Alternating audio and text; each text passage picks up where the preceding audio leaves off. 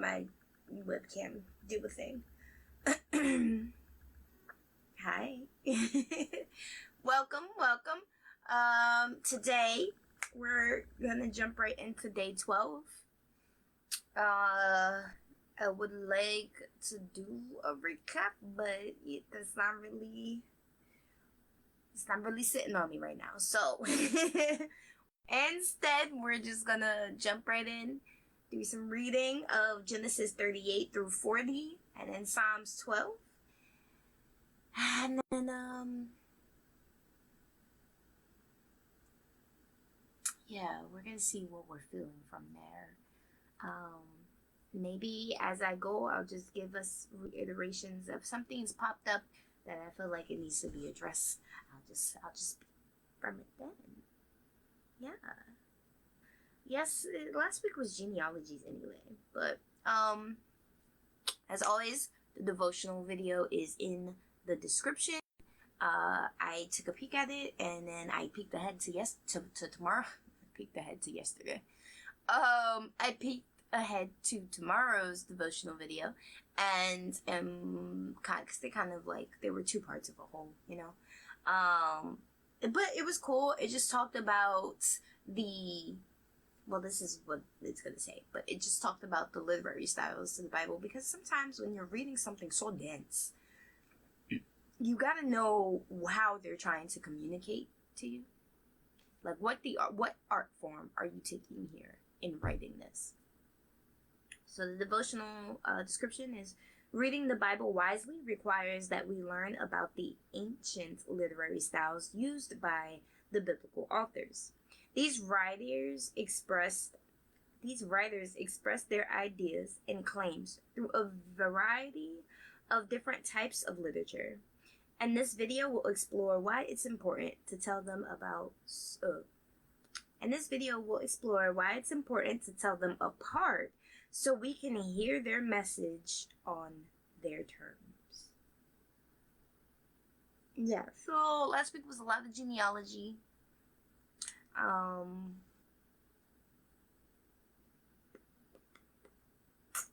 Jacob, Joseph gets sold to slavery. That happened. A lot of jealousy going on between Joseph and his siblings. So now let's see where we are. Judah and Tamar. About this time, Judah left home and moved to Adullam.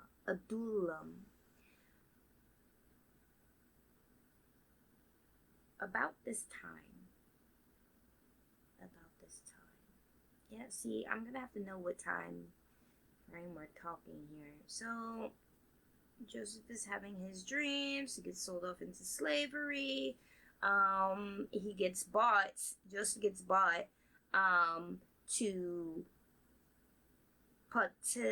Potiphar, an officer of Pharaoh, the king of Egypt. Potiphar was the captain of the palace guard. So I guess we're talking about at the same time that Joseph was going through his slave trade journey, Judah and Tamar. Judah left home and moved to Adullam, where he stayed with a man named Hirah. There he saw a Canaanite woman and daughter of Shua, and he married her. When he slept with her, she became pregnant and gave birth to a son, and he named the boy Then she became pregnant again and gave birth to another son, and she named him Onan.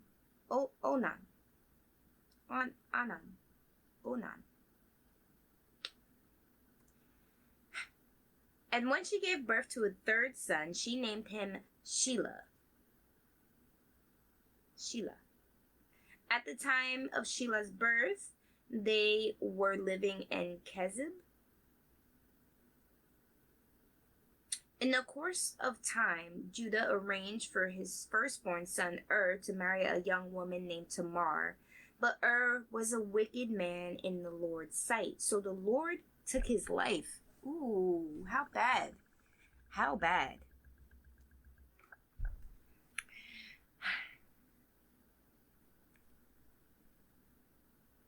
Then Judah said to Er's brother, Onan, go and marry Tamar, as our law requires of the brother of a man who has died. You must produce an heir for your brother. Okay, so apparently there are some laws in place where if the older one dies, you have to produce an heir in his name, I guess.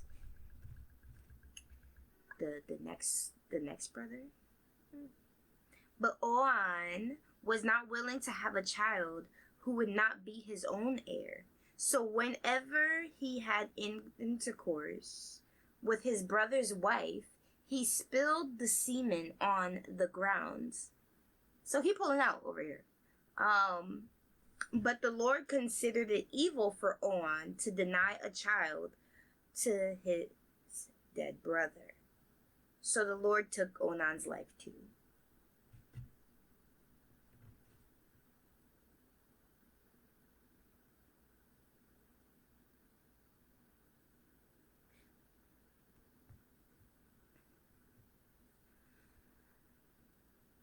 So according to the laws and customs, this man has to produce, the younger brother has to produce a child who is going to be the heir of his dead brother's inheritance, I guess.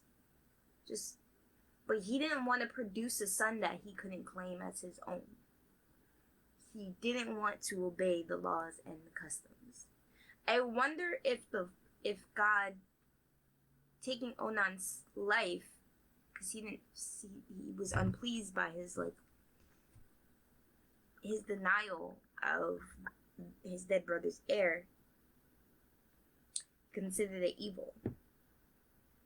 I wonder if it was considered evil because of the act of disobedience that was occurring.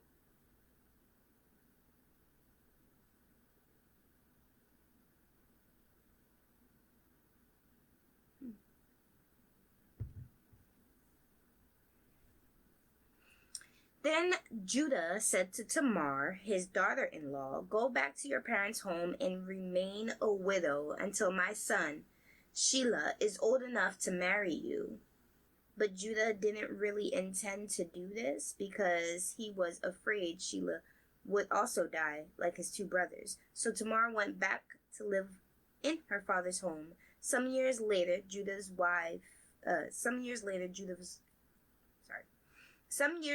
Judah I can read. What you talking about?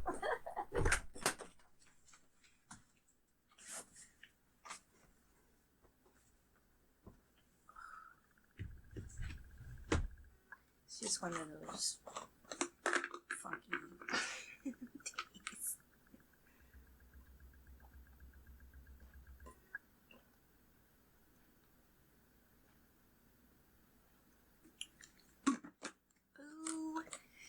Okay.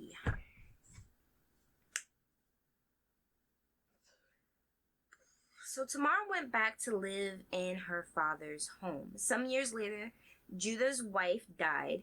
After the time of mourning was over, Judah and his friend Hira, the Adullamite,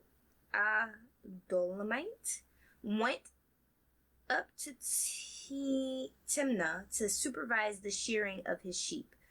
Someone told Tamar, look, your father-in-law is going up to Timnah to shear his sheep.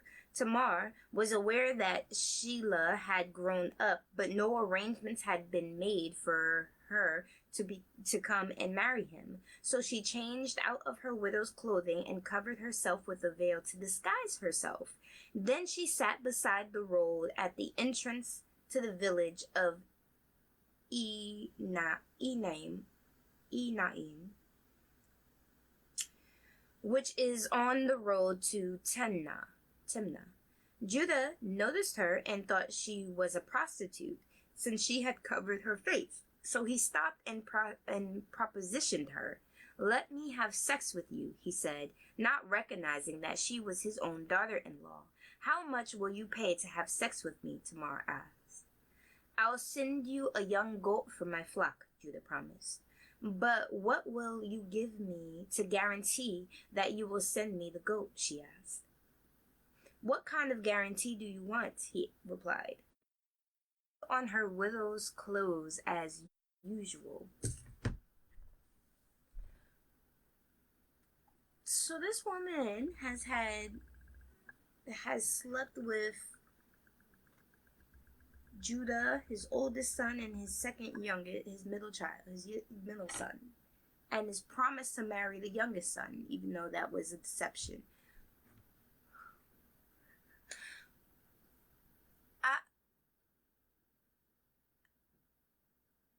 I guess I'm confused by this entire act here, because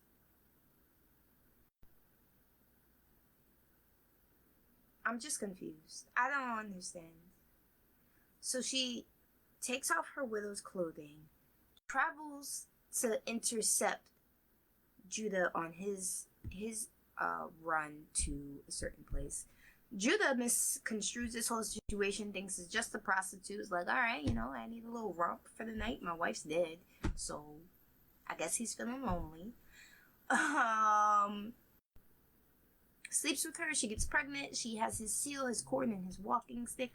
Let's see how all of this comes into play, because I don't know what her motives here could be. She couldn't have just expected to get pregnant after the one night. The motive, I guess, is what it's missing. And then to go back home and put your widow's clothes back on, I don't know why you're...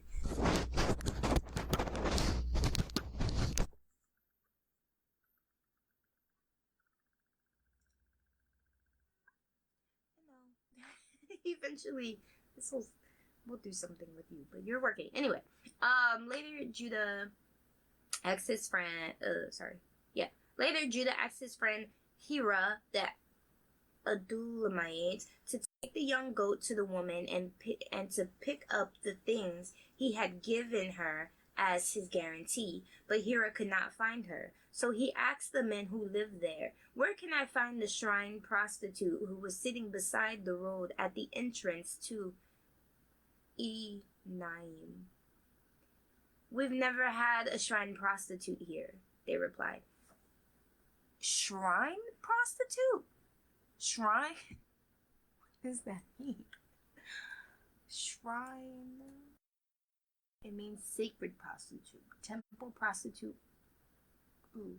Sacred prostitution, temple prostitution, cult prostitution, and religious prostitution are rights considered are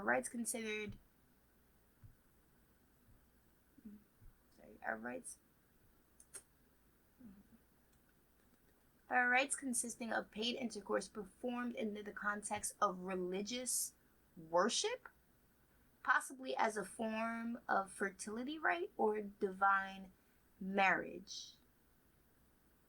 Scholars prefer the term sacred sex or sacred sexual rights in cases where payment for services is not involved.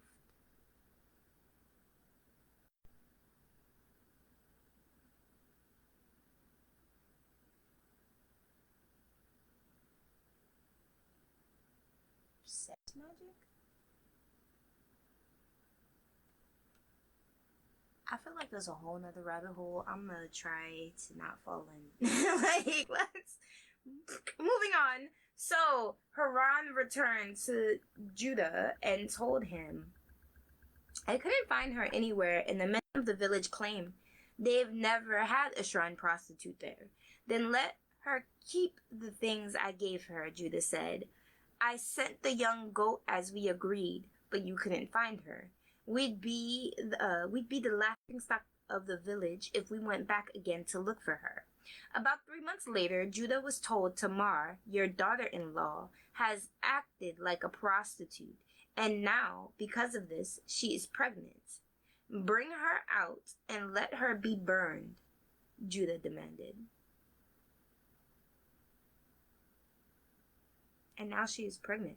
Bring her out and let her be burned. First of all, you told her to go and hide herself as a widow in her father's home. Return to her father's home, which is a disgrace, mind you, in this day and age, in this time period. But, like, you told her to go sit there, wait until your youngest son was old enough to marry her. She waited patiently for that, and you had no intention to follow through on that promise out of your own fear. So now you just got her sitting there looking something stupid, right? So now you hear that she acted she acted as a prostitute, and now she's pregnant because of it, and your first reply is to burn her. Yet you yourself was just engaging in prostitution. Like, the hypocrisy is real.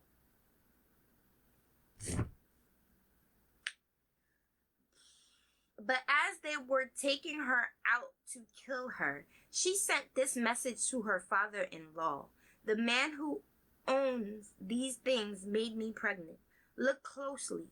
Whose seal and cord and walking stick are these? Judah recognized them immediately and said, she is more righteous than I am, because I didn't arrange for her to marry my son Shelah. And Judah never slept with Tamar again. When the time came for Tamar to give birth, it was discovered that she was carrying twins. While she was in labor, one of the babies reached out his hand. The midwife grabbed it and tied a scarlet string around the child's wrist, announcing this one came out first. But then he pulled back his hand, and out came his brother. What? The midwife exclaimed. How did you break out first? So he was named Perez. Then the baby with the scarlet string on his wrist was named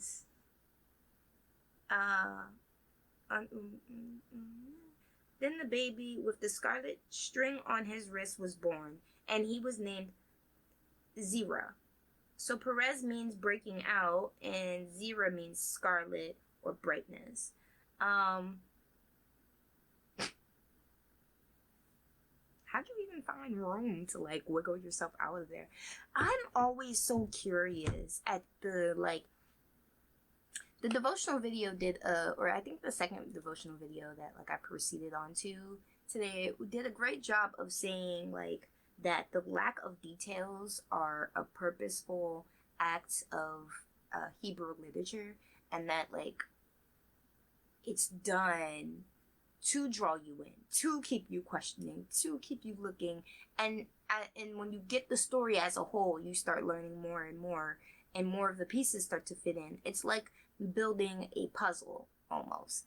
So reading this, I'm like, the way they describe things, the choices they make in describing things, or detailing things, especially in the beginning, like, what made you think this specific moment of the twins, which twin came out or the first twin almost coming out and pulling himself back in, and then the other one coming out for real, and then, like, the one who had the scarlet, cord around his hand coming out second. What makes that moment so significant? So I was like, I feel like I can't read any of this while thinking any of these moments are insignificant, because they're trying to tell something I just quite don't know. Like, I don't want to say it's a mystery, but it feels like I'm collecting clues. Why is this moment detailed here? I just want to...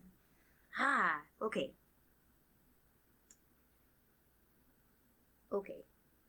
So...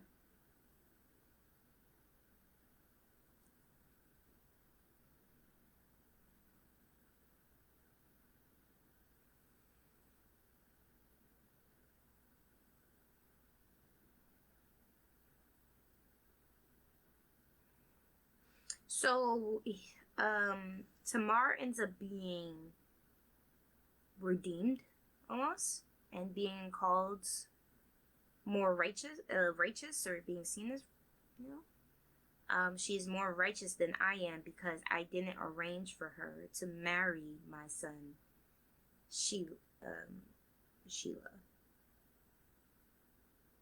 And Judah never slept with Tamar again. I'm gonna highlight that. It's a shame she felt she had to go through such lengths, but...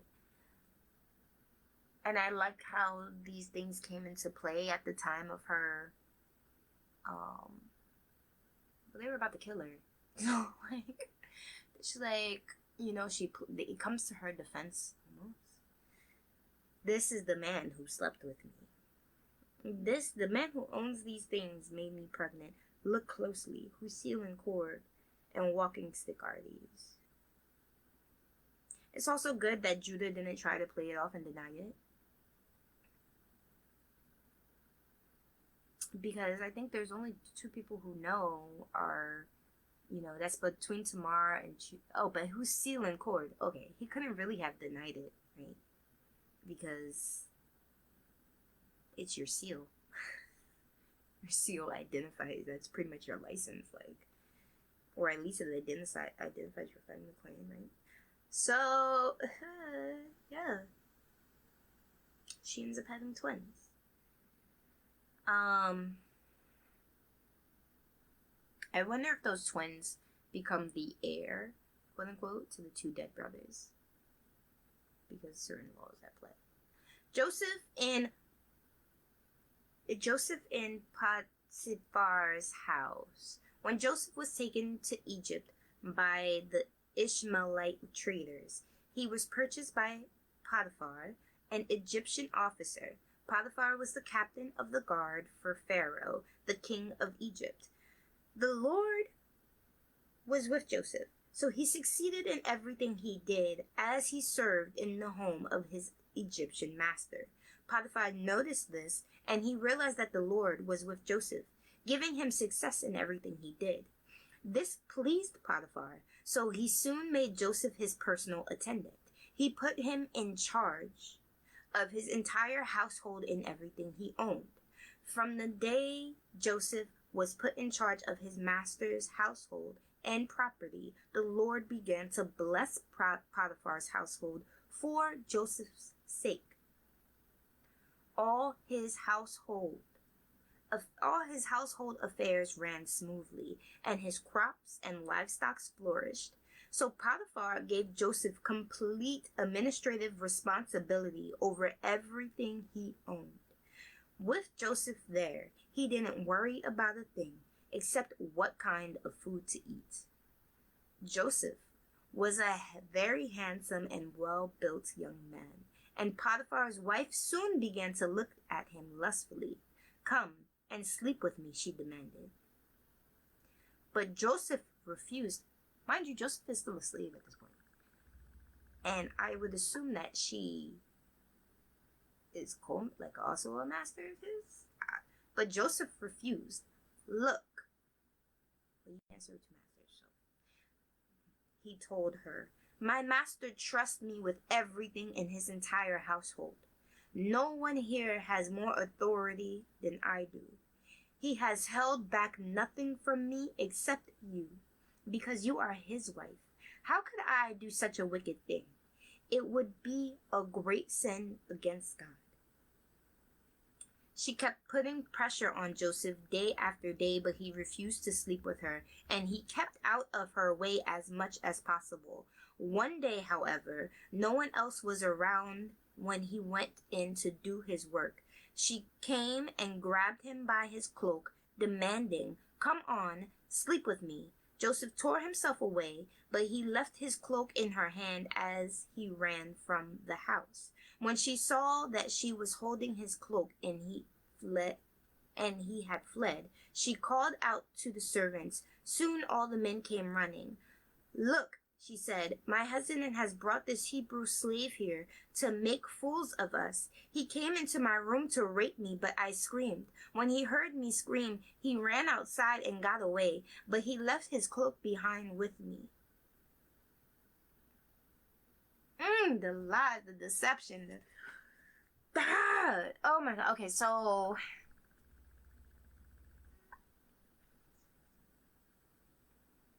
it's almost amazing that even in it doesn't matter where you are to receive a blessing from the Lord. When the Lord is with you, you're secure. You are secure. As a slave, he rose up to one of the highest positions and authorities in that household because the Lord was with him. And if that is not a word, I just need to move in the Lord. I need to know that no matter what trajectory I take, I will be secure and rise by the grace and glory of God.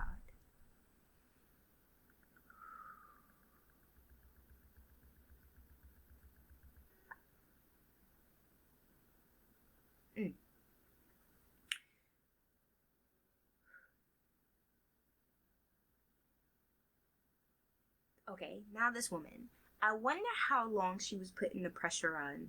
Like, how long did she really was trying to, like, get him into her bed?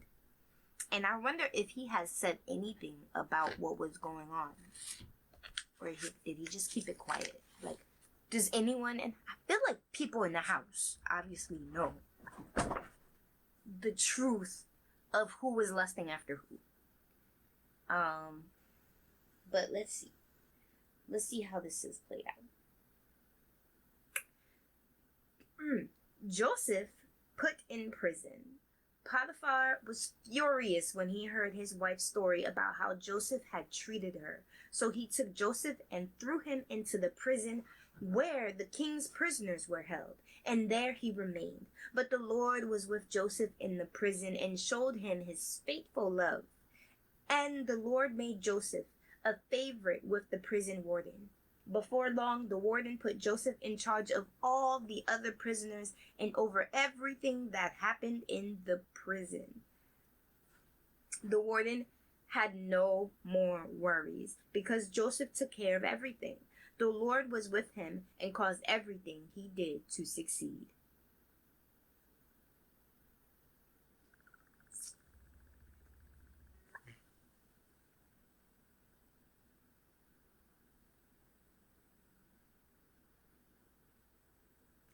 Even in prison, he finds favor with the warden. In prison, he finds authority over the other prisoners. In prison, he finds leadership. In prison, he is distinguished. In prison, he is upholding the favor of the Lord.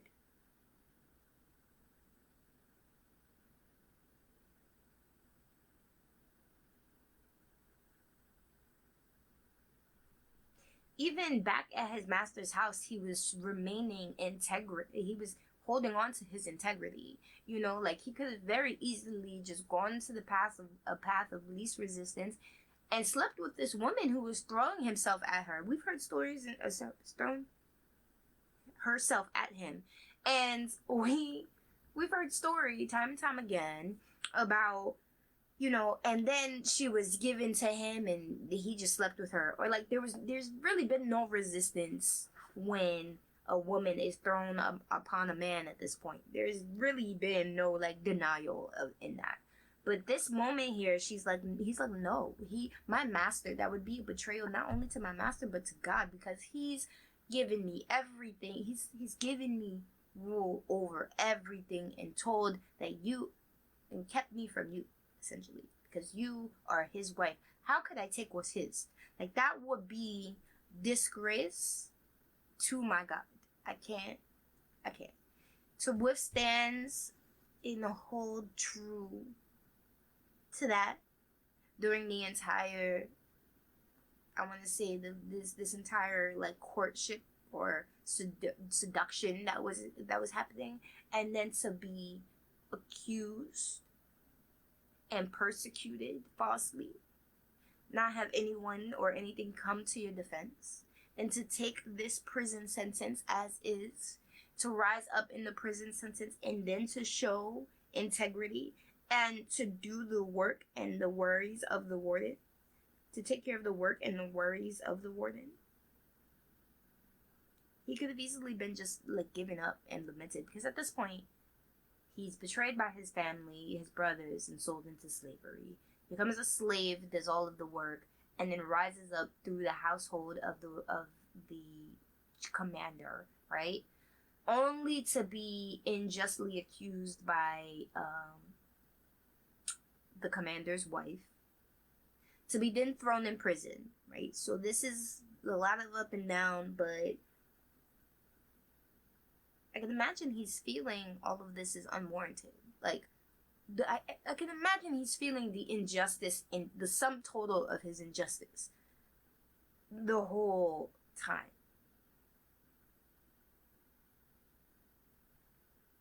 Let's proceed. Joseph interprets 2 dreams.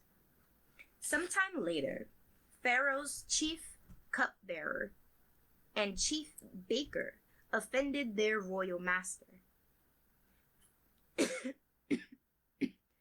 Pharaoh became angry with these 2 officers, and he put them in prison where Joseph was.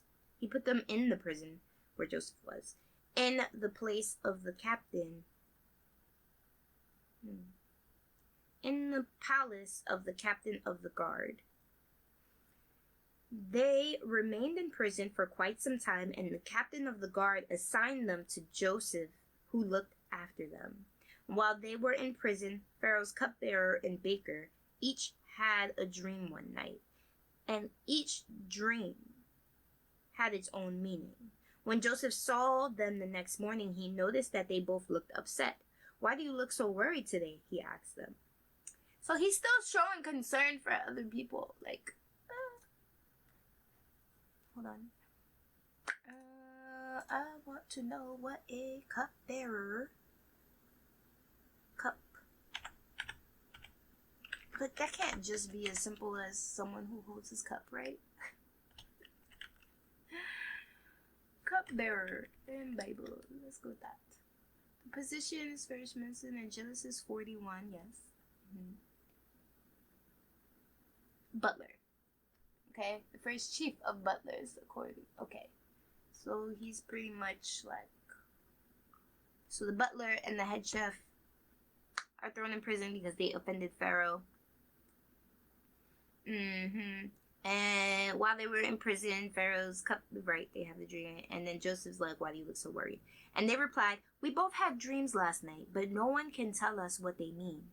"Interpreting dreams is God's business," Joseph replied. "Go ahead and tell me your dreams." So the chief cupbearer told Joseph his dream first. "In my dream," he said, "I saw a grapevine in front of me. The vine had 3 branches and began to bud and blossom. And soon it produced clusters of ripe grapes.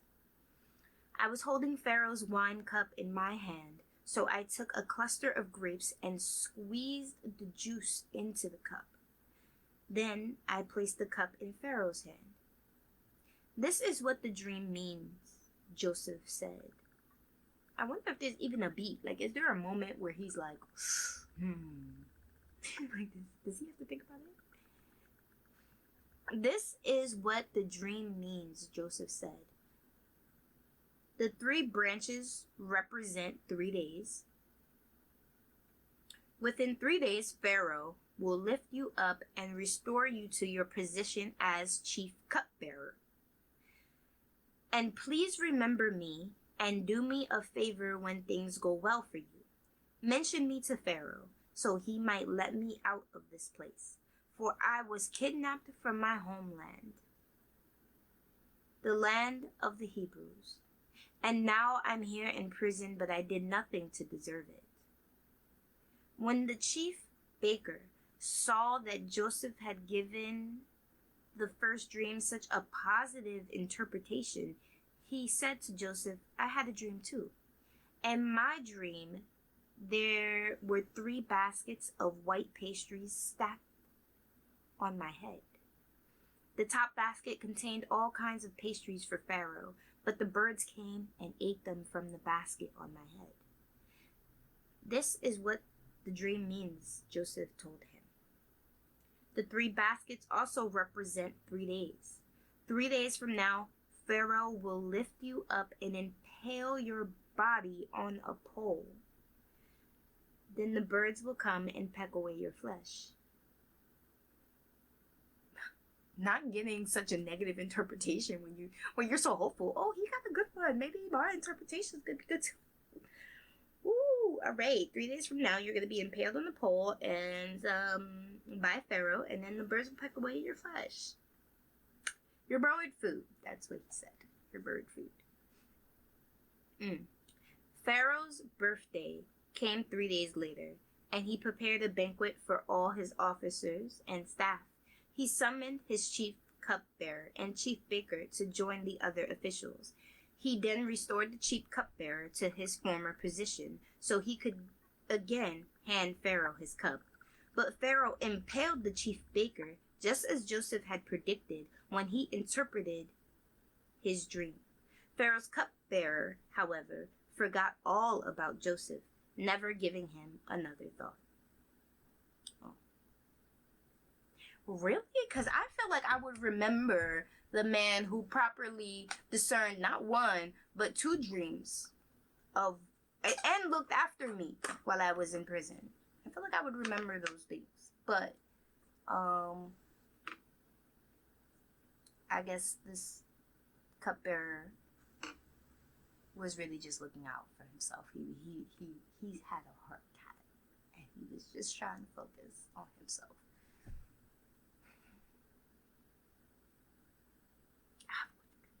I feel like I'm at the end. No, yay. Okay, no, I'm at the end. This is song's tough.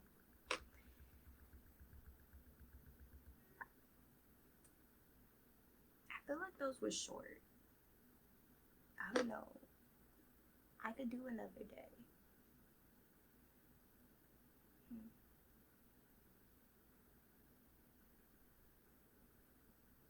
No. We're gonna stick to one a day. We're gonna try to stick to the timeline. Okay. For the choir director, a Psalm of David to be accompanied by an 8-stringed instrument.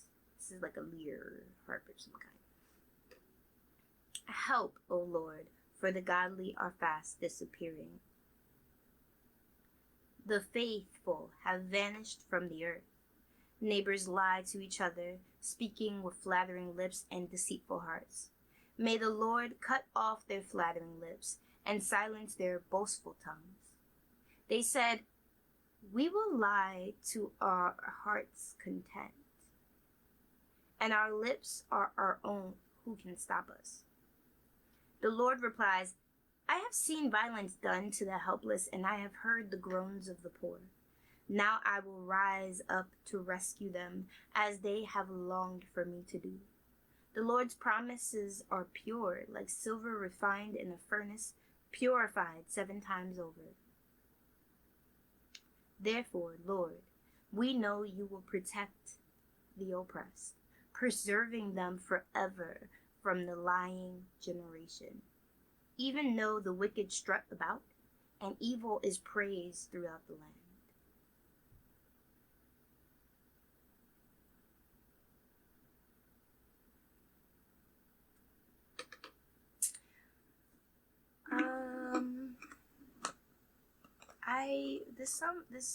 This reading reminded me of something I needed to purchase, which was like a book of dream interpretations.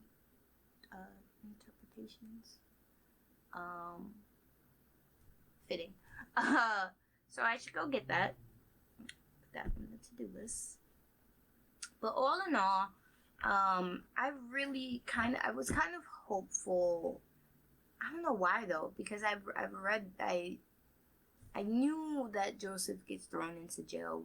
I didn't really remember what the inciting incident it was, or I didn't really know what the inciting incident was. I knew it was slavery, prison, and then like somehow his dream interpretation, he gets to the front of Pharaoh. But for some reason, I really thought that the chief commander, when he found out about what had happened when Joseph is accused, I was really hoping that there would be a moment for Joseph to speak truth about what actually happened and be believed. But I mean,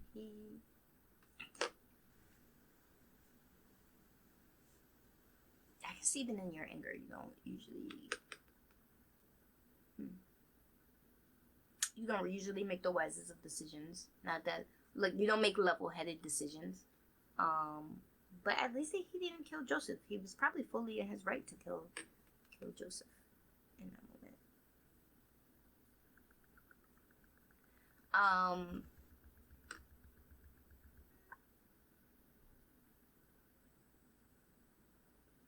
Also, this woman, like, I guess she doesn't really care about how much the business of their household flourished and how smoothly it was running in Joseph's presence, because Joseph was in charge, because he was the blessed one. It's just kind of selfish for her to fully be like, oh, well, I want him, and to go after him so hard. And then when you get denied him, like, physically throwing yourself at him, and then when he denies you, to be like, oh, he tried to rape me.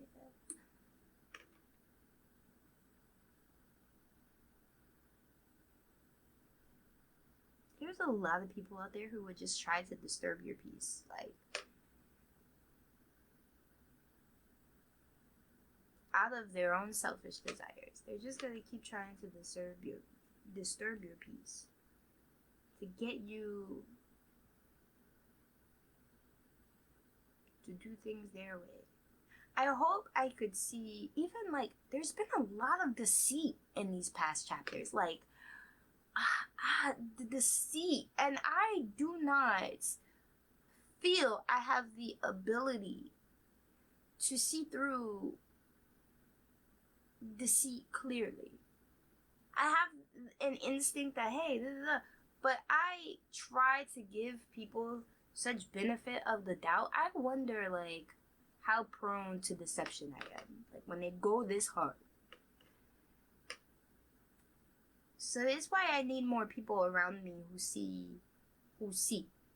Not just like, oh, they got some eyes, but who see, who have the wisdom of God on their side, because I need my life to be seen, my decisions to be seen at all angles, but mainly from above. I need more people who have that discernment, and if not discernment, connection to Holy Spirit, because you can't deceive a squad. Like, it's harder to deceive a squad than it is to deceive an individual. So I want to have a reliable, sanctified squad. I'm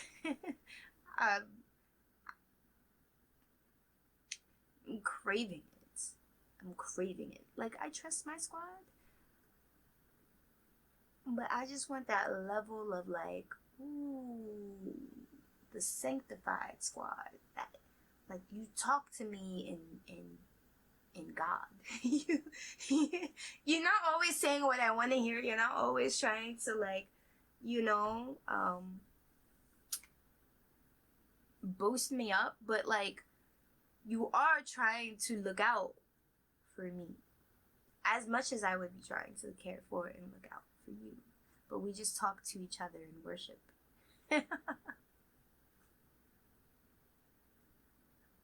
I guess that would be my prayer today. Lord, that means I'm gonna have to go out and meet people. Lord, I come to you today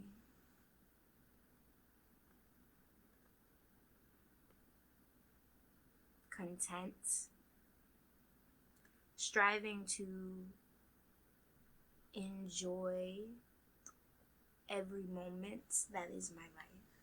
In between the Project 1 and Project 2, in between the work, in between the demands of life. In all of that, I want to be content. I strive to be content, and I thank you for when I am fully content.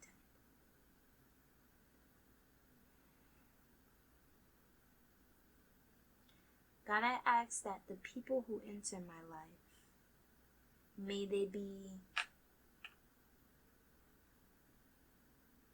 shifted by you. May they be placed here through your wisdom,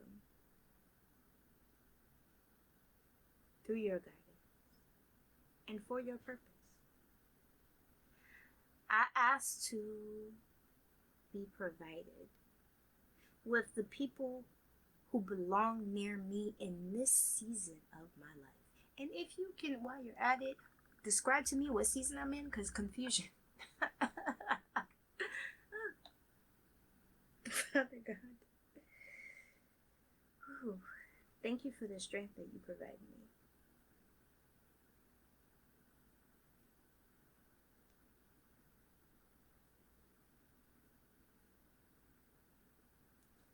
Thank you for the peace and the ease that you call me to every time I feel rushed or anxious.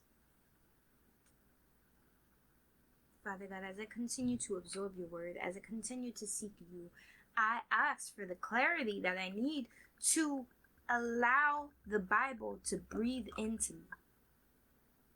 Breathe into me your living word. I want this Bible to read me as much as I read it, because I am learning to strengthen my character in a fashion that is only approved by you. I know there's so much of my character I need to not only shed but overcome. There's so much of my character I need to highlight, so I know where my weaknesses are as much as my strengths, so I can be alert to the workings of the enemy.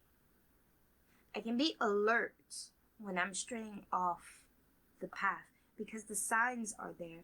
My character is fully mapped out. I know who I am. Who can rock me when I know who I am in you?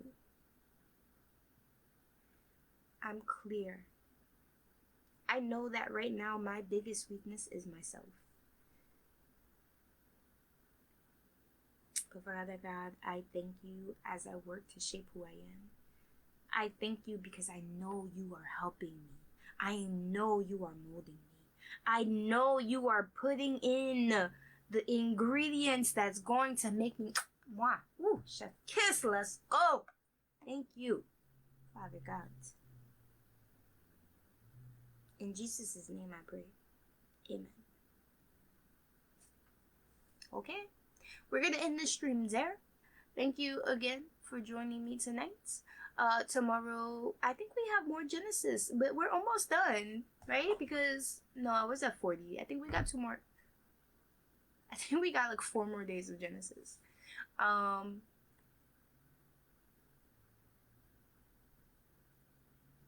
Yeah. Have a good one. Enjoy the rest of your evening, and I'll see you tomorrow.